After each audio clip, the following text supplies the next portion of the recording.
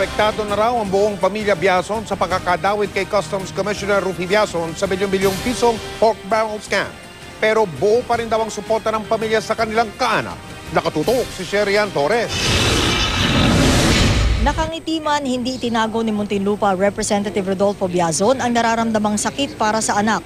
Sabi ni Congressman Biazon, noong Biyernes pa nag-isip magbitiw sa tungkulin si Customs Commissioner Rufy Biazon nang i-anunsyo na kasama siya sa mga sinampahan na reklamong malversation, direct bribery, and graft. Naka-ready na siyang i-file noong Friday eh. Sabi ko, wag muna. Makipag-usap ko muna kay Presidente before you do this.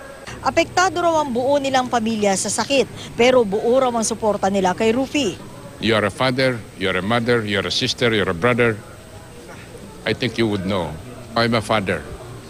I have faith in my son, and I have faith in our institutional judicial process. Sinampahan na reklamo si Commissioner Rufy Biazon dahil sa pagbulsa umano niya ng halos 2 milyong piso ng kanyang pork barrel noong siya ay kongresista pa. Ang pondo raw ipinadaan sa NGO ni Janet Lim Napoles. Si Speaker Feliciano Belmonte na Vice Chairman ng Liberal Party, kung saan miyembro ang dalawang Biazon, buo raw ang respeto at paniniwala sa Commissioner. Biktima lang daw ito ng pagkakataon. I would like to give the benefit of the doubt to Commissioner Biazon, whom I hold in high esteem, considering the amount involved is also so small and it's a one-time affair and so forth. But you know, customs is a different place. Customs, you have to be a shining example. Kasama rin sa ipinagharap na reklamo kaugnay ng pork barrel scam si dating Mindoro Oriental Congressman Rodolfo Valencia. Sa interview ng GMA News, ipinakita ni Valencia ang 2 dokumentong ito na may magkaibang pirma pero pareho daw sinasabing sa kanya. Ito raw ang patunay ni Valencia na pineke lang ang kanyang pirma. Kahit nanhon bagay, dapat may due process. Ang sabi ko naman sa kanila, dapat sana ay tinawagan naman lang ako.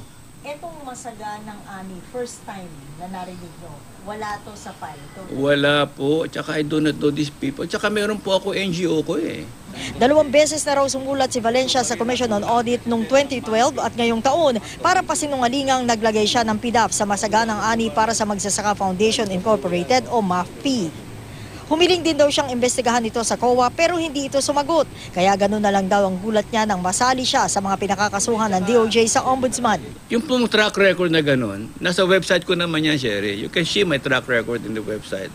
Nandun pong lahat eh. Tapos isasali niyo ako sa 2 million. So Mariosip naman. I will ask for a reinvestigation. And then tapos nun, in the same way na nilabas nila sa TV tsaka sa Rosario, ilabas din nila ang kahinatnan ng kanilang investigation. Sherian Torres, Nakatutok, 24 Oras.